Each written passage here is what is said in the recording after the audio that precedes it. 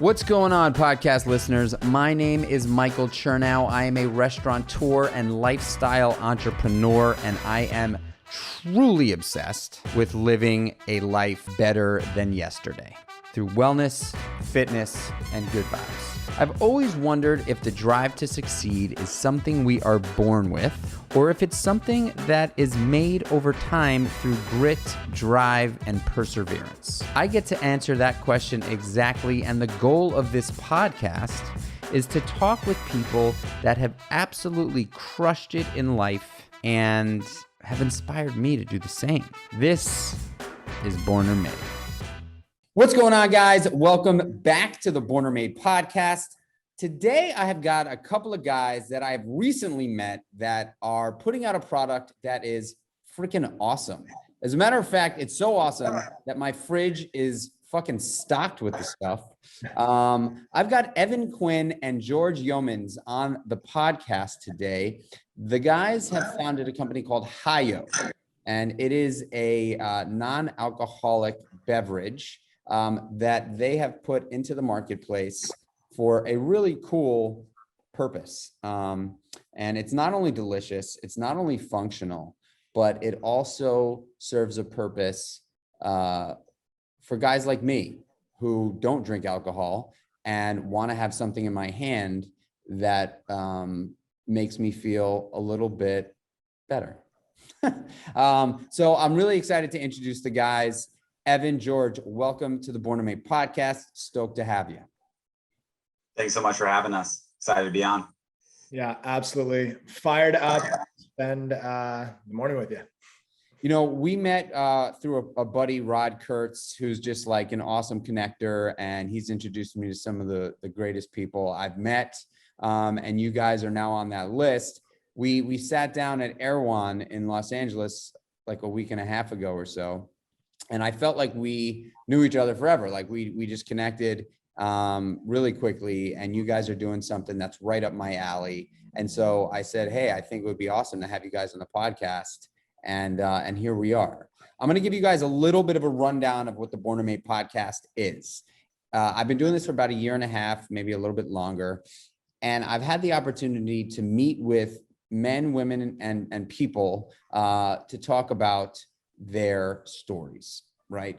Born or Made was an idea that I came up with because I am very curious to know if people are born with an inherent ability to do what they do, if what they do was meant to be based on their genes or DNA, or if they were made over time through grit, grind, hustle, and determination.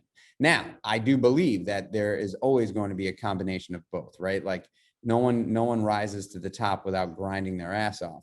But I do think that there are people out there that were born to do what they do. And I'm going to pose that question to you guys at the end of this podcast. The way I like to get there, the way I like to sort of see whether or not this, you know, whether you guys are born or made, is by getting your story. So I believe human beings love to listen to stories, and there's only very few people that are able to tell great stories, and those people tend to be entrepreneurs, right? There's always like, you know, the chief at the fire pit that's telling the story, and then everybody else. And so I believe that great entrepreneurs are really awesome storytellers. They are able to convince people to believe them and what they're doing. And I'll be honest with you guys, I'm a believer of Hiyo. I just am. I mean, you guys, you didn't do much, right? You created something special and unique. And as soon as I tried it, I wrote you guys a note and said, hey, I gotta get more of this stuff. And so you immediately sent me more, which I'm really grateful for. So anyway, with that said, let's get into your stories. And I think you should just, you know, go Evan and George, you know, sort of tag team it or go back to back and let's hear it. Yeah, so I'll go first. Just my personal life story. So, you know, I'll start when I met George. That's when my life truly began, I guess. George and I are college best friends. He'll touch on that a bit more later. we both went to USC for undergrad. George grew up here in LA. I grew up in Arizona. In undergrad, I studied just general business. Wanted to get into real estate because I thought my family was in that. So I spent 4 years of my early career in real estate finance at a company called Guggenheim Partners over in Santa Monica. I kind of started to feel like a little bit of dissonance with what I was doing. I like to call the finance world like the golden handcuffs. Like I was getting pretty comfortable.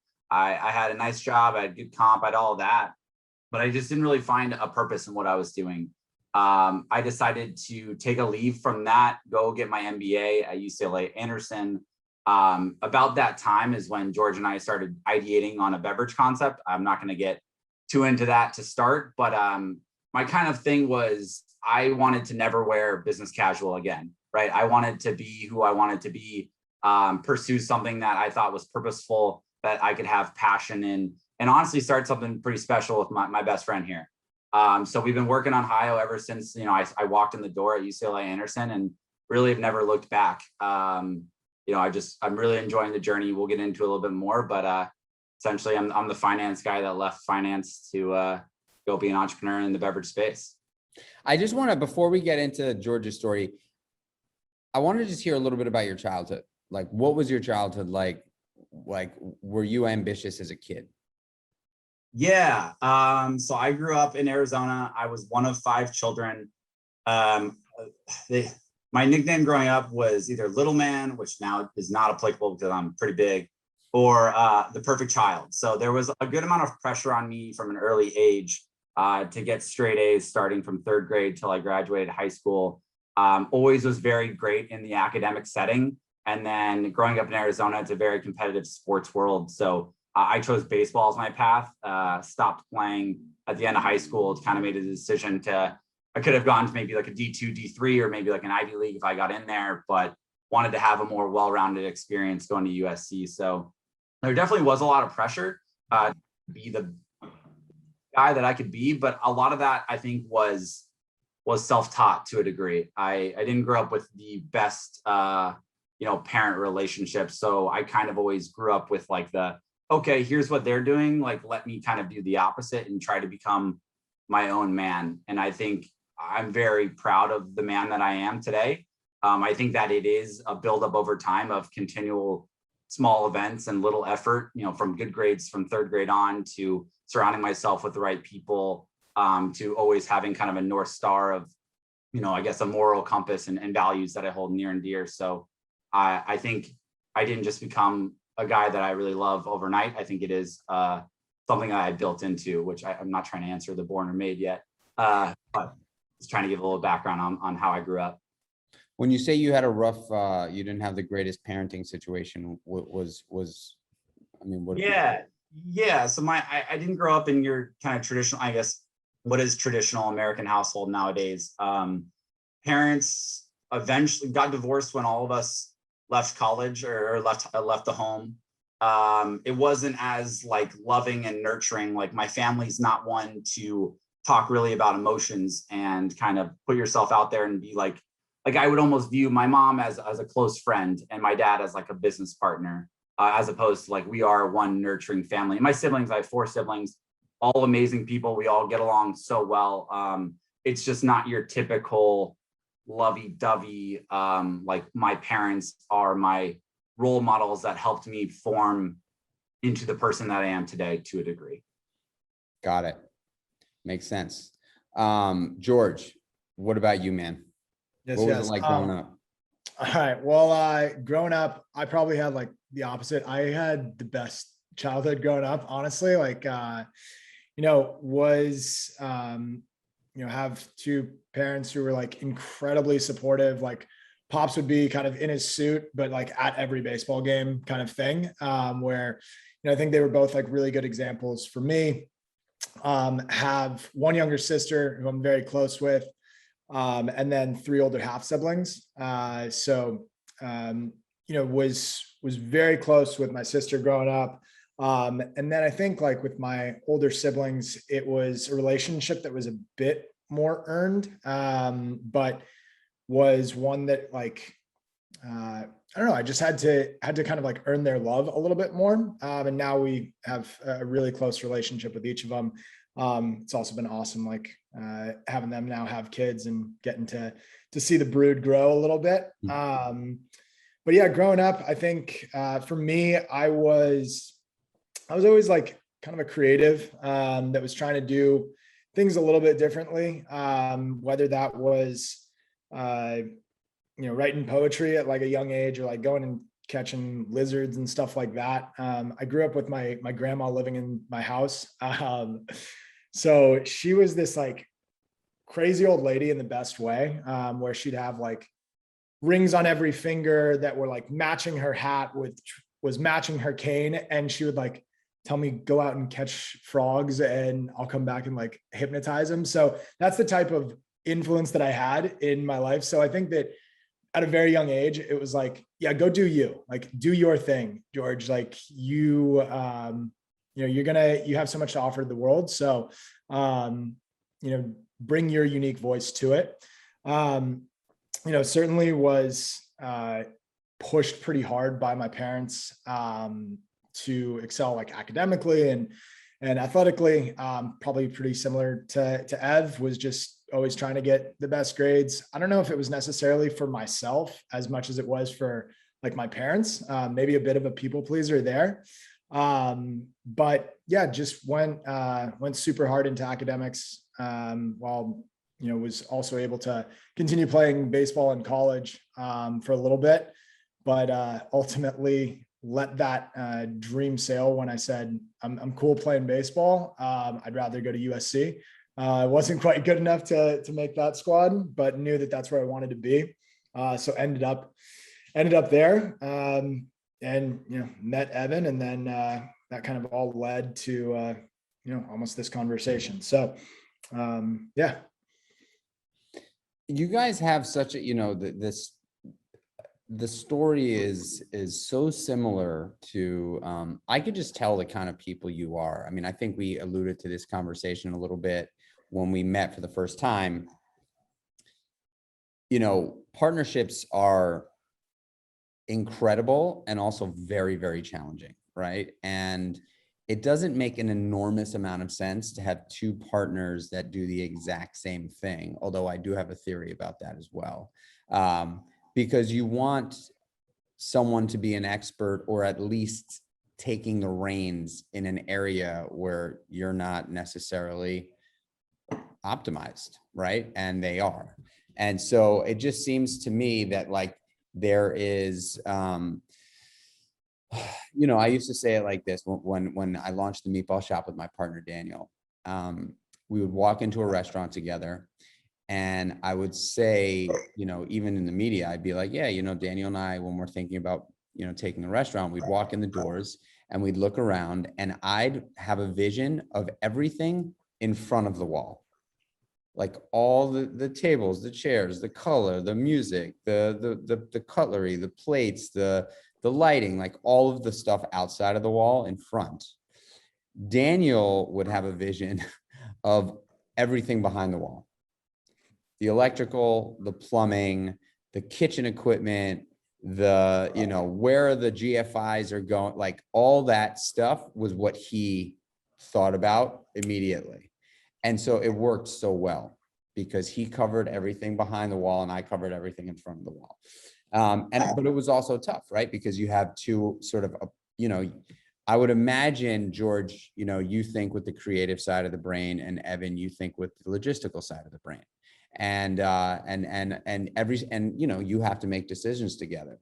And when one person thinks with the left side of the brain and the other person thinks with the right side of the brain, it's kind of hard to make decisions, from my experience, because you're passionate entrepreneurs.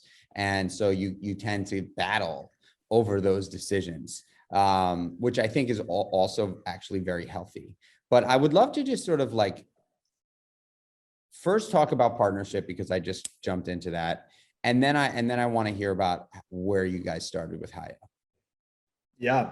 Well, so for me, I think like partnership, there definitely needs to be a bit of a yin and yang, right? I think that Evan and I will I think I'm probably like relentlessly optimistic and probably like too much so. And he'll kind of dial me into a bit more of like realistic, right? And I think that the two or opposing sides there meet in the middle in a really healthy place, at least for the most part thus far. I think when, we were initially looking at wanting to start something together, it wasn't, it was certainly like based on the fact that I love spending time with him and like, I love the guy and I care about him and all that stuff. But I think it was also like, hey, we have complementary skill sets.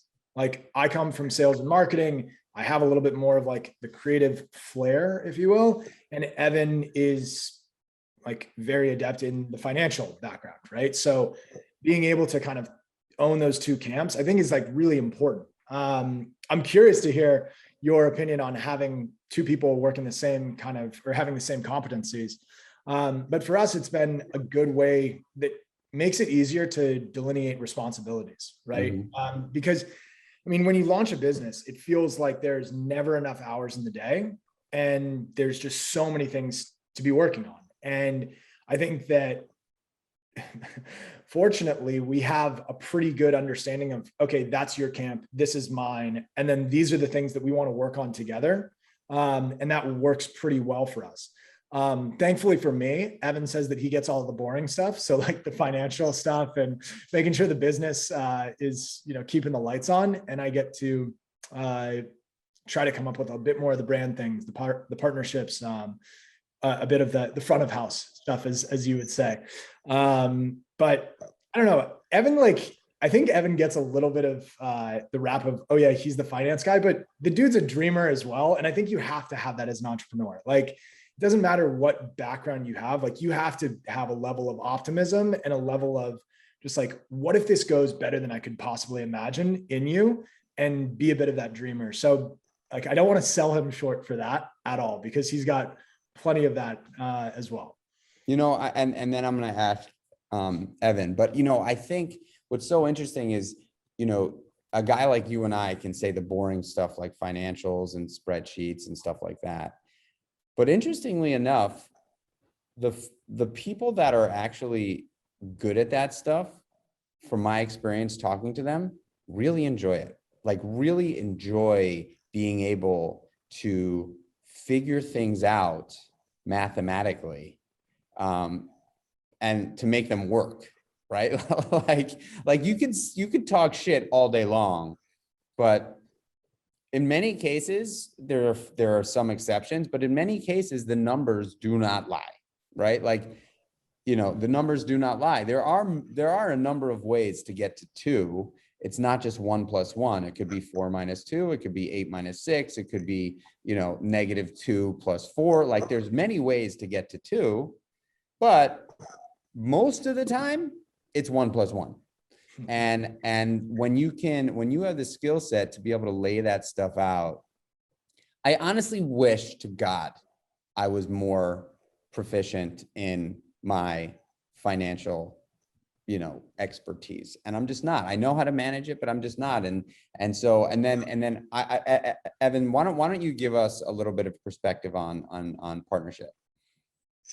Yeah. So I like to overgeneralize, I guess, touching on the part that George says, like, it's easy for me to just say, like, I do the boring stuff, which ranges from like operations to finance to taxes to dealing with our counsel. Like, I think as a partnership, I can do all the things that George can do. And George could probably, like, we're smart, competent dudes. So we're like, you could probably figure it out, right? But like, for example, if we're writing social copy for one Instagram post, and I like to do that, George could probably have 10 different variations knocked out before I have my first one nailed down. So it's more also like, let's be efficient with our time here. And then like also, yeah, like George said, like there's too many hours in the day. Like there's not enough hours in the day. Like we have so much stuff going on that like I can get my feet wet in his areas. He can get his feet wet in my areas, but it's really the other person spearheading that and then bringing whatever their learnings are, whatever they've been working on to the other person to get their opinion. Because I'm not going to run something in finance completely without George's opinion. He's not going to do anything within branding without my opinions. We're co-founders and we're partners. On the partnership side, I like to describe George as my heterosexual life partner. Uh, just like, we both have girlfriends, but I think both our girlfriends are probably a little jealous of the relationship that we have, just because we spend so much damn time together. We have a weirdly large amount of love for one another. And I think just like in a relationship, George and I are very good at communication, sometimes better than I think we would be with our girlfriends. I think we're so early on, and I know last time we talked, you said like the experience with you and Dan that really created a little bit of friction. George and I are so early on that we really haven't had those massive decisions yet that may cause something like that, or a little bit larger of an argument. But I think by virtue of us being best friends, while we have complementary and differing skill sets, we're wired in a similar way about like more of those intangibles, like what makes us tick, our motivation. I know what pisses him off. He knows what pisses me off. I know how to like reel him back in. He knows how to reel me back in, to where I think that we will be competent and we will like face those challenges in a healthy way, where we can, preface that by like continuously reminding ourselves like, hey, more people like you have told me this in business school. I was like drilled this, that like, yeah, there's going to be partnership clashes. And so just by virtue of over communication and loving one another and like keeping ourselves grounded in the why of why we created Hiyo, I think is going to be very important to maintain like a really positive outlook of how we're going to handle those types of situations. So honestly, I'm looking forward to it. Honestly, when people tell us that, I'm like, I would rather create this company or some company with someone that I want to share the journey with than like, I know that than someone I didn't know or didn't love, that I could have an easier time navigating like challenges, right? Like I'm more involved, or I'm more, I guess maybe the eternal optimist in me. Like I'm more excited for the special journey I share with him than the easier journey I would share with someone kind of more random, right? So, I think that you said a few things that are essential for successful partnership. Number one being, I think in any partnership, whether it's an intimate romantic relationship, or if it's a business partnership, or if it's a mother-son partnership, communication, from my experience, is absolutely essential. At every moment, whenever there's something that feels uncomfortable, the only right thing to do is to express that discomfort. It just is. And sometimes expressing the discomfort is going to be awkward or not feel good. However, suppressing it over time is going to make it explode. And, I learned that. I learned that the hard way. And so I love how you guys talk about each other. I think it's amazing. Another thing that I think I would have probably done a little bit differently in my partnership with Dan was make time to celebrate the wins. Celebrate the wins. And it's so hard when you're an entrepreneur, right? There's so much to do. There's never not a moment where you're just like, oh, I could have done, I forgot about, but if you don't celebrate the wins, as far as I'm concerned, they don't exist. And, the losses are so painful. You have no choice but to mourn loss, right? It's inherent in the human condition. But when you win, if you don't actually take a moment to appreciate it and go out for a meal and do something nice, they're gone. They're gone. You know what I mean? You're not like sad about them like you are if you lose. You're just like, on to the next thing. So I would just say, as a little piece of advice, like celebrate the fucking wins, man, because it's so important to stop and smell the roses. What you guys are doing is massive. I want to hear about Hiyo and I want to hear about, how did it come to be? Well, I will absolutely answer that, but I do want to touch on something that like, I think you posted a couple of days ago, where it was like something to the tune of, if it's not fun, like, fuck it. Mm-hmm. Like celebrating the wins. I mean, I think that again, like we get so focused on, as entrepreneurs, you have to be focused on solving the problems, right? Because that's what happens all day. That's basically what you're doing. It's just like, bring on the little fires and we'll try to put them out as best as we can. But, you know, in the midst of all of that chaos and stress and just, I don't know, frustration and anguish, like there are those little wins that if you can hold on to those and take the time to just, wow, that was really awesome. Or like, you know, especially with Hiyo, right, where we're trying to change the way that people are drinking, like even looking at some of the customer feedback of just how appreciative they are that something exists. Like I remember specifically, it was after a day that started driving to our co-packer at like 6 a.m. And it was just an onslaught of like really difficult challenges that we can't really solve. And it was like a little bit out of our control. And at the end of that day, I received a message through our customer service kind of line, just saying how appreciative they were. And like, it made the entire day like such a good one. It was just a little win of like, I needed this product so much. Like I use it and I feel like I'm more connected with my family. Like the kids don't bug me. I'm just like excited to play with them and stuff.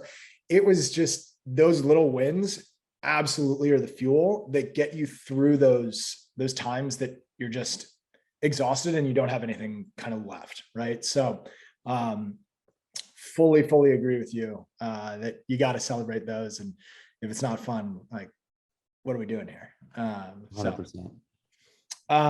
But you asked how did Hiyo start and how did we get here, right? So you already know that Evan and I are good buds. And you know, we had been kicking around a couple different ideas of how we wanted to create something together, right? We didn't know exactly what.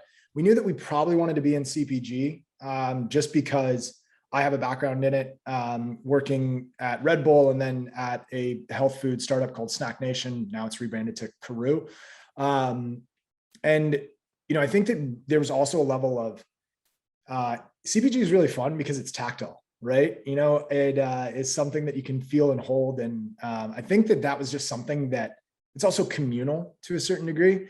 That was something that just like naturally resonated with Evan and I, just because I think we're both pretty social beings. But basically when we were coming up with what we wanted to do, we both had this really coincidental, frankly, terrible moment, that we both had family members who were hospitalized with alcohol related issues in April 2019. So was certainly the worst moment in my life. I think Evan would probably say the same. And they were these two separate events that both happened while we were trying to come up with a concept.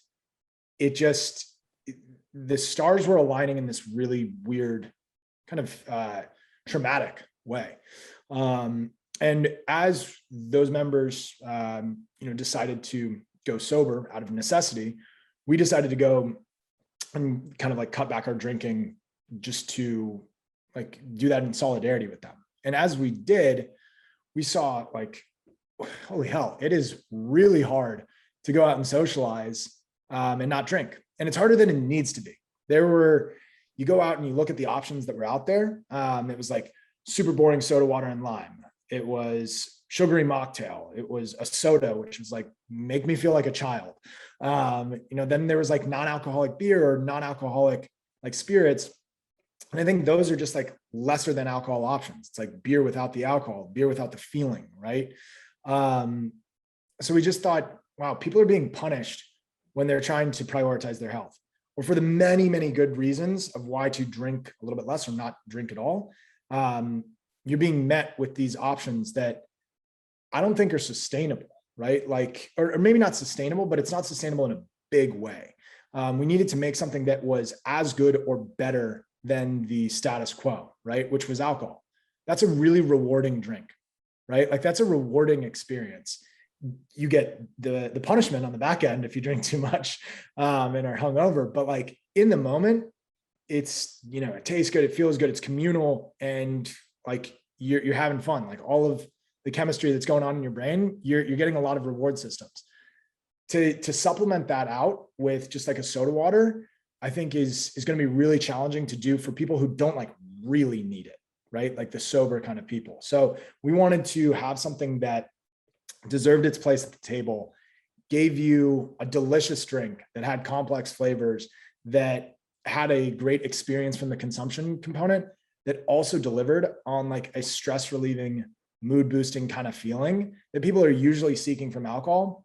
But we wanted to make it instead from healthy functional ingredients, right? Like not something that could like lend itself to abuse. This product was born out of that, frankly, right?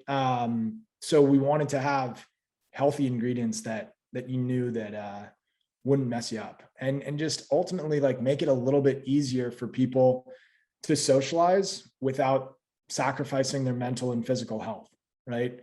So it's something that was born out of a need in our lives for sure, and in the lives of people that we love.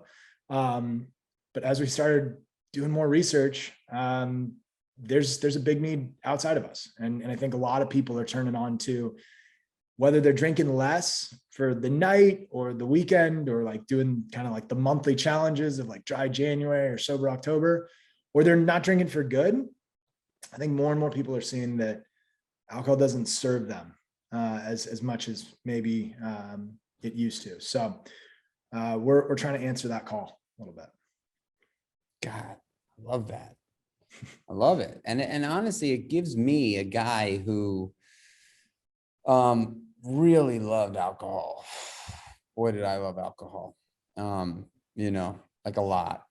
And just like you said, it just wasn't serving me well.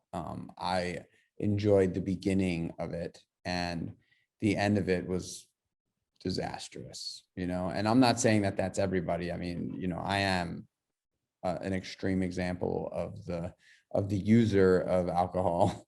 But, I've been sober a long time now, and, seltzer with a squeeze of lime and a splash of cranberry every once in a while, is like my go-to, right? When I'm out socializing. And so when I heard that you guys were creating a beverage that actually tastes really good, but also offered functional ingredients like nootropics, I was like all over it. And so why don't you guys talk to me about the process of developing the product? Yeah, so fortunately, Hiyo was born in April 2019, and that was right in the middle of my MBA stint at UCLA Anderson. And so Hiyo became my master's thesis, where I was effectively like a full-time employee on it since the day that we started. George and I, we're pretty healthy guys. Like we had the idea we wanted, right? We're like, okay, needs to be an alcohol alternative that deserves its place at the table.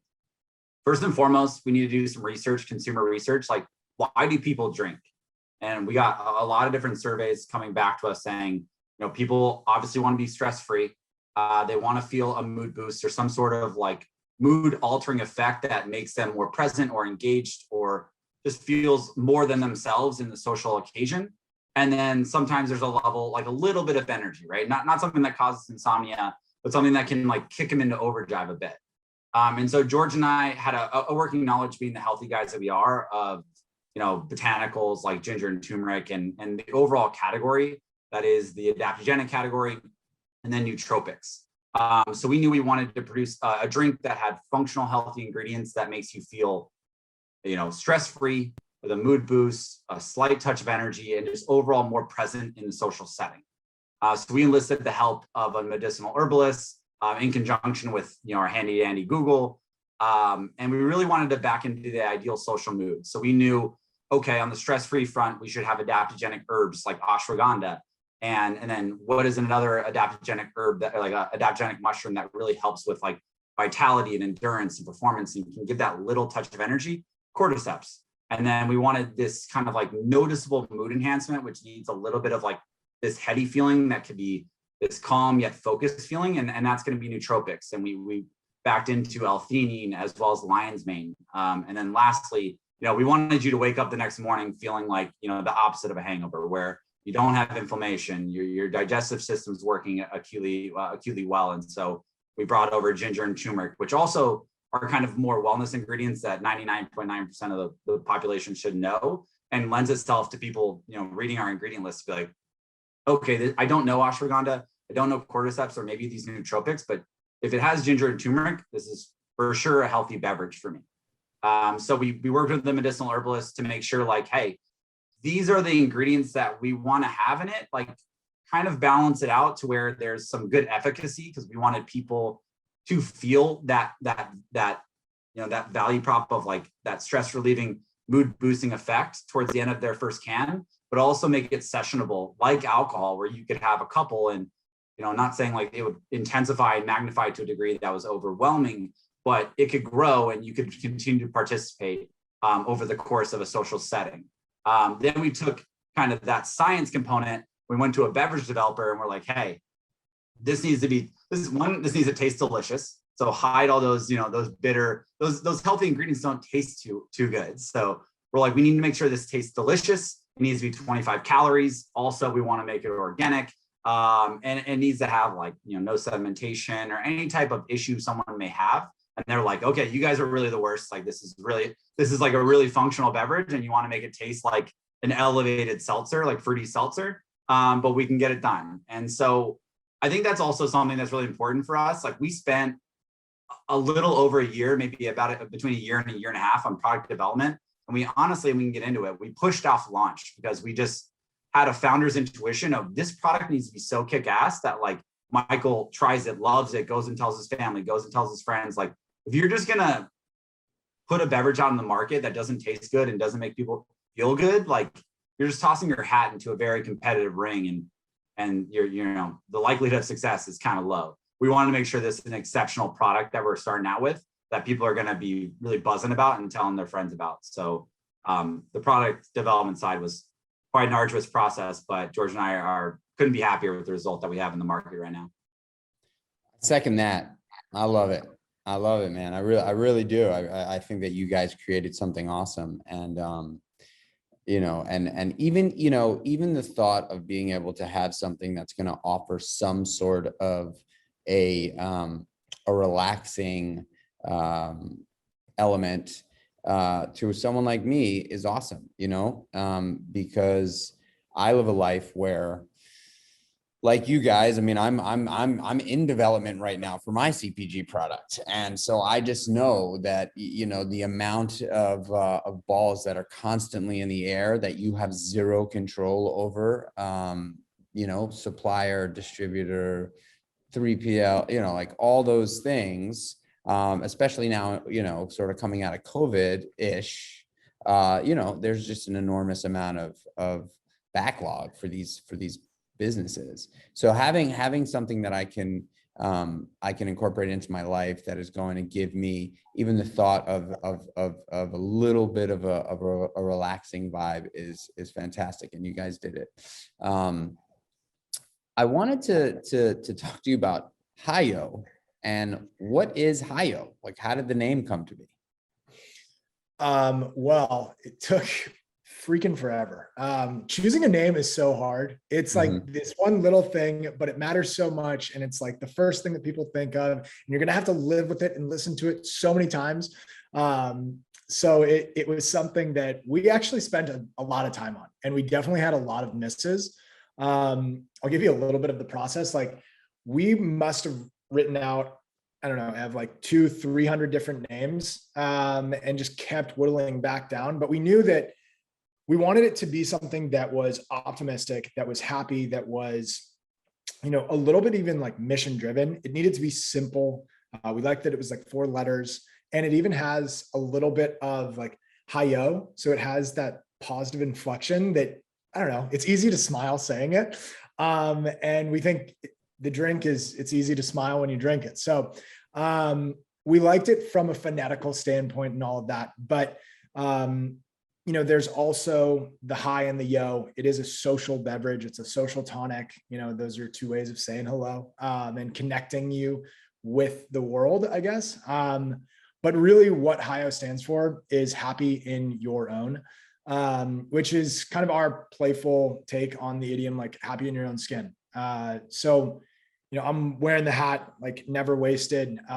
We want it to be something that when you make your choice to maybe drink a little bit less or prioritize your health with Hiyo, we want you to be happy in that choice and be comfortable, because for a long time, I mean, you've probably felt it. I know I have, and it's certainly getting better, but there's a stigma associated with sobriety where it's like, oh, you must be fucked up, or you must like have a huge problem. And, you know, maybe you did, but at least you're trying to address it, right? Like that should be something that's almost a badge of honor and be like proud of, right?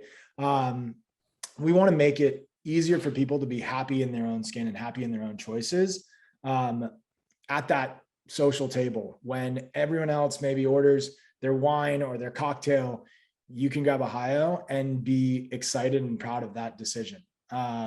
So that's kind of the background behind it. And you know, we're very much a beverage company, but I think we're a lot more than that too. We're trying to create a societal change where people can prioritize their health, not have to sacrifice, you know, their mental health to feel social or stress-free or included. And they can just be happy in their own. So yeah, that's Hiyo.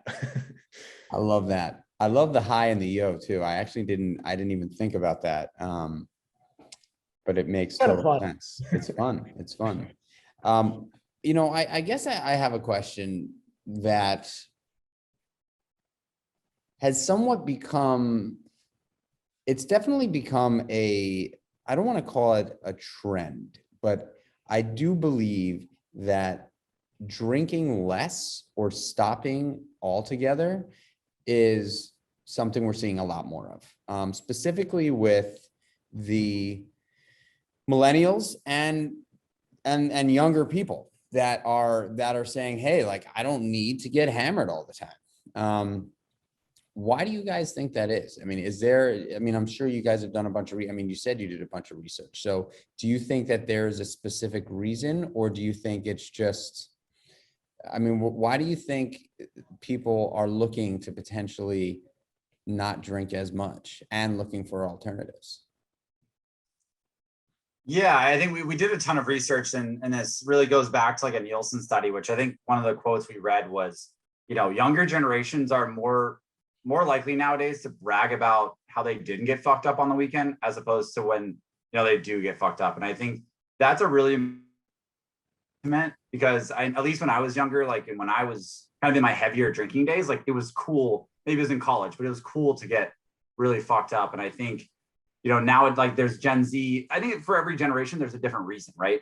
Gen Z as a whole, they care about the world more. They care about things bigger than themselves, which isn't necessarily like just drowning yourself in alcohol. It's having and supporting companies that have a real great why and that are doing good things for the environment and doing good things for mental health. And mental health is huge for that generation as well. And I think with millennials, it's, you know, we're all, you know, I know we range in age, but like for me, I'm 29, and like there might be a hangover component that I just can't deal with anymore.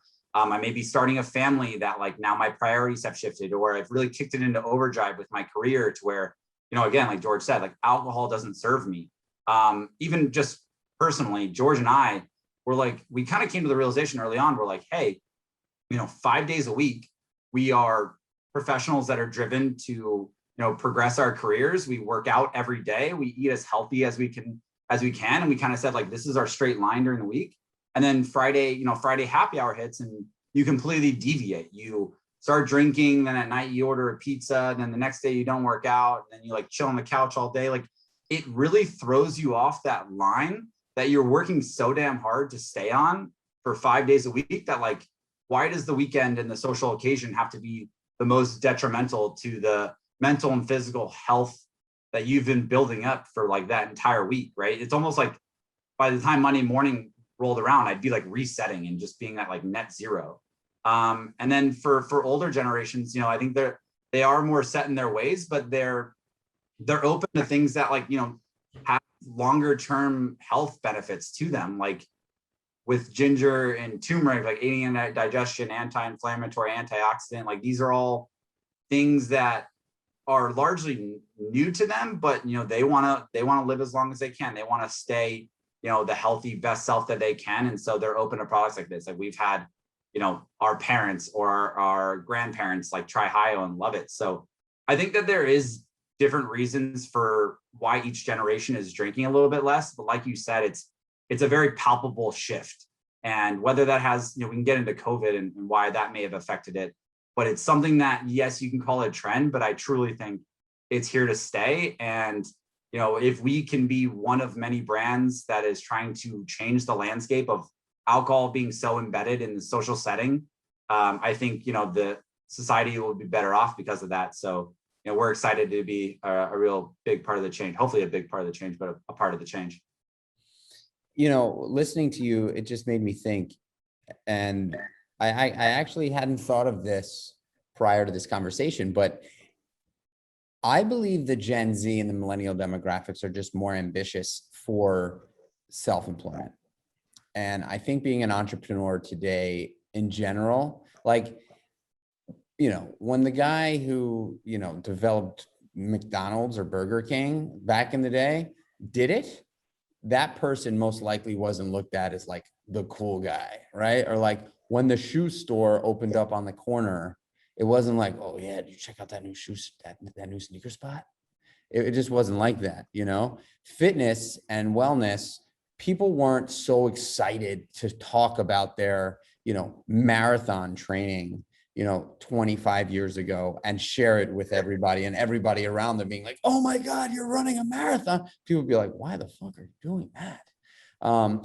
It has been a paradigm shift towards betterment in general, right? And I think now we're like 70 years out of, the food revolution and processed foods, and we're seeing the byproduct of what that stuff has done to society.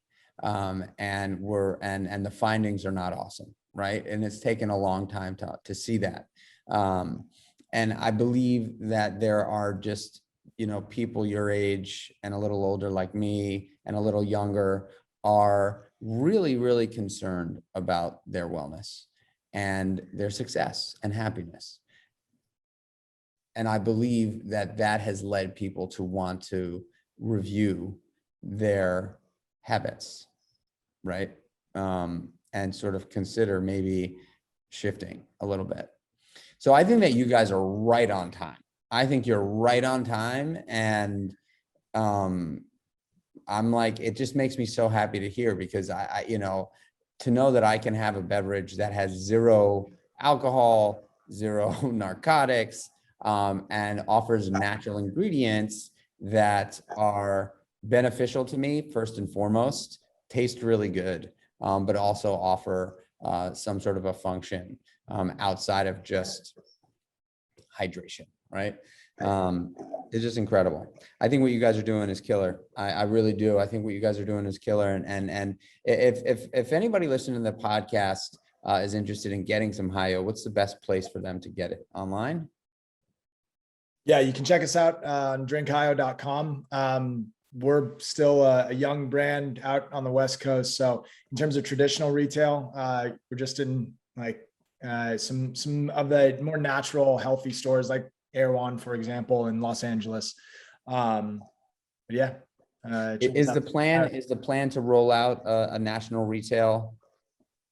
Yeah, we will, but it's I think we want to be a little bit slow and calculated with our approach, right? The drink has a complexity to it. It requires a little bit of a level of explanation, right? And we want to make sure that there's good enough brand awareness to drive sales in those places, as opposed to just like getting into national target or something like that, right? Like we want to be a little bit more purposeful with where we go and when and how we can support those markets, so that, we're really turning and flying off the shelves there. Right. So that's just one of the things that I've learned in CPG is like, if you want, you can try to get in everywhere, but if you're not moving off the shelves, you won't be there for long and you're not going to get a second chance. So, yeah. I've got a few more questions, and then we're gonna terminate this thing. But I just wanted to, you guys are stepping into an industry that is extremely competitive, but if you do it well, the upside is enormous, right? Like the multiples in the world of CPG both DTC and also retail wholesale are just massive, just absolutely massive. Some exits that have happened over the last 2 years through COVID have been, just completely extraordinary. So what does that mean? That means that's a very tough business to win at, right? For the young entrepreneur or the new entrepreneur or someone who's starting out with an idea, I'd love to hear a little bit of advice from the two of you on something to throw in your back pocket.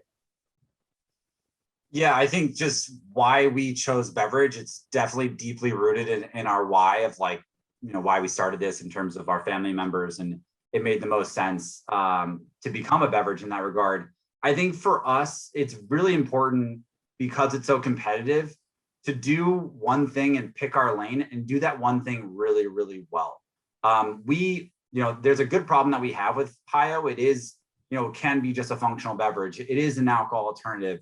You could drink it outside the social setting. You can drink it in the morning for your morning boost or your afternoon pick-me-up. And I think to make sure we have a very cohesive narrative that does that one thing really, really well, is going to be really important for us to define what Hiyo is and eventually grow into kind of a larger company. But at the early onset, pick your lane and pick it really well. So I think for the young entrepreneur, my piece of advice that I hear when people pitch me is like, oh, I want to make this that can do like X, Y, and Z. And I'm like, wow, you can't do any of that until you get yourself off the ground. And if you pick one thing and do it really well, the world is your oyster, and you can continue to expand into, making that website and app. And then from there, making it into a brick and mortar store. And they want to do everything all at once. And it's like, you need to slow down and figure out how to get started first. So I think for us, being an alcohol alternative, which really aligns with our why, was really important. Especially it's a big market. The alcohol market's huge. And so if we can be kind of that go-to healthy alternative to alcohol, I think we have a big enough opportunity in front of us with just that. So I do advise, young entrepreneurs, before you try to eat an entire apple whole, take a small bite and kind of get your feet under you, because you can pretty easily get over your skis too quickly. Yeah. And I just want to add a little bit of, I guess, advice is if you're trying to go into beverage, there better be a good reason, frankly. I think it's a industry that is really challenging, really competitive. And there's a fairly low barrier to entry, but it is so difficult to get from 0 to 1 and 1 to 10 or to 100 or whatever. So I think that you really have to understand, why is it that you are doing this? Why specifically are you doing this? And why does this product need to exist? Really hammer out your competitive landscape or your white space and say, there is a big enough space for this, because beverage is really challenging. There's a lot of big players in it that make it difficult for young brands to really grow. So I just would say, make sure that there's a true need, not just a little want behind it. But I think in general, this is coming from a young entrepreneur just kind of starting. I couldn't recommend jumping into it enough, right? If you want to talk about things that fill your cup, if you have a why behind what you're doing, the challenges or the potential failures or the frustrations are so worth it. Time and time again, I've seen it. I am for sure leaps and bounds happier chasing this thing that I'm doing and chasing this kind of dream with people that I love and trying to create something that I know the world needs. I'm leaps and bounds more happy and fulfilled doing that than, clocking in and out. So if you needed one last push to go in and do it, here it is, man. Go chase it. Chase it. Guys, this has been incredible. I love the fact that you gave us your story. I love the why behind what you're doing. Authenticity. I'll say one thing. I sat down early on in my career with a guy named Ron Shake, who was the founder of All Bon Pain and then Panera Bread. And he said, I was sitting there with my partner, Daniel, and this is like a year and a half into the meatball shop. And there were meatball shops popping up all over the country, globally, Europe, all over Asia. People were knocking off the meatball shop. And Daniel and I, two young guys, first time entrepreneurs, did not have a lot of money behind us, really. We were shitting a brick. We were like, oh, someone's going to come around. They're going to walk into our shop. They're going to write everything down, which they did. And we addressed them actually while they were doing it a number of times. And you know, within a year of opening the meatball shop, there were like 25 of them around the country. And we said to Ron at the Greenwich Avenue meatball shop, hey man, we're both pretty nervous about, you know, people that are coming into our restaurant and knocking it off. And he looked at me dead in my eye and said, authenticity is not duplicable. And I was like, and he was like, the minute you spend worrying about what other people are doing is a minute you're not spending worrying about what you're doing. And I was just like, damn, the dude could just walk out of the room right now. And that was a mic dropper, you know, like, and that really changed the game for me. It really made me say to myself, hey, like, you need to have a real story. The story is so important because when we started this conversation, you know, I said human beings love listening to stories. And I believe the business of business is relationships and storytelling. And so if you don't have a story to tell that's engaging, that makes people want to believe, chances of success are slim. And if you have a really good story, chances of success with a lot of fucking work is possible and potentially really high. So you guys got all that. Now I'm going to ask the final question, which I ask every single guest on the show. Evan, were you born or were you made, my man? Me first, huh? So I like to think that there's always been, and again, it's maybe a wishy-washy answer because I agree with you. I think it's a level of both. You know, me personally, I didn't get into the nitty-gritty of my background. Like in college, like I kept a note and it was called my good idea of the day note. And I would look around my college campus, I'd look around anything, I'd be like, what's wrong with this water bottle? And how could I make this better? And so I was constantly trying to think of that entrepreneurial mindset to be like, I think the mindset is something you grow into and you continue to practice on and refine, because eventually I had, you know, hundreds of terrible ideas, but that one idea will come along and you'll know the time is right. That you're like, this is my idea. And so I think to a level, like I've always wanted to be, you know, someone that goes down the entrepreneurial path, whether it was right after business school or later on in life. I think that there is that component of being born into that. Now, the being made part. You just got to stop there, dude. Because you can't be made if you're already born. So you're fucking born. I know I'm born. I'm saying, I think this is an important point. I think the made component is an inflection point, which is like that leap of faith that people, like everyone has an entrepreneurial idea, but they don't make themselves into it because they don't want to take that leap of faith, which I view as that inflection point. Luckily for me, I had business school. So I had, you know, a mountain of student debt that was like allowing me to kind of not schmooze, but like ease into becoming an entrepreneur. And I think it's different when you have a family or you're locked into a career. So like having that inflection point and actually going and pursuing it is a very difficult part. So that's where I think the made part comes in. It is like, there's a reason why, and you've talked about it, like maybe not even just within beverage, like entrepreneurs are the ones who truly make it and have that wealth. And it's because they take that risk, right? They have a stomach for risk and they decide to pursue something that has absolutely zero certainty of becoming successful. It's on them, whether they're born or they're made, to like create that success. And so I'm thankful that I had the realization that I think I was born it, but then I had that experience in business school to make it a reality. And that's where I'll stop. Awesome. George? All right, I'll give you a definitive answer. I was made, for sure. I think that there's a million different ways that your life can kind of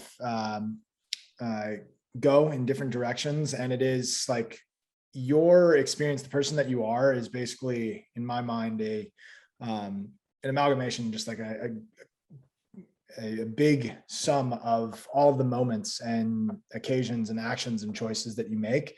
And thankfully, I had a lot of experiences that just kind of influenced me to get further and further into this. So I think if you're listening to it, if you're trying to tap into like what I'm doing and why I'm doing it and things like that, then you're going to end up hearing that voice that tells you like, yeah, go do your thing. There's something that you need to bring to the world. I think damn near everyone has that, but I think that it's kind of made through the different life experiences that you just are lucky enough to go through. And I say lucky for all of them, right? Like you think about the moment that Hiyo was created, worst moment of my life, for sure. But like, I think the best things of my life have come from that. So I think it's made. This has been wonderful. You guys rock. Where can we find Hiyo online, social media? We're Drink Hiyo across the board. So at Drink Hiyo on Instagram, www.drinkhiyo.com if you want to pick yourself up a variety pack. And if you're in LA, come do an Erewhon, go to New Delhi, Life Food Organic. We're young, but we're growing. And if you want to just shout George and I, you do hello@drinkhiyo.com, you're bound to get one of the two founders. So we welcome any and everyone who wants to come join the Hiyo family. And we're so appreciative of you, Michael, and the team, and Matt for having us on the podcast today. Gents, thank you so much. Enjoy a wonderful weekend. It is Friday, and I look forward to hanging out real soon. I'll be out your neck of the woods sometime in September. So this podcast is going to go up next week. So we'll keep you posted. And this will be for the listeners. It's a great opportunity for people to potentially think about the rest of their summer and a few days. Just think about a few days where you don't have to drink as much. Pick up a Hiyo. It's fucking awesome. Thanks, guys. Yes, sir. Appreciate you, Michael. Appreciate you. Have a good weekend. You too. Later.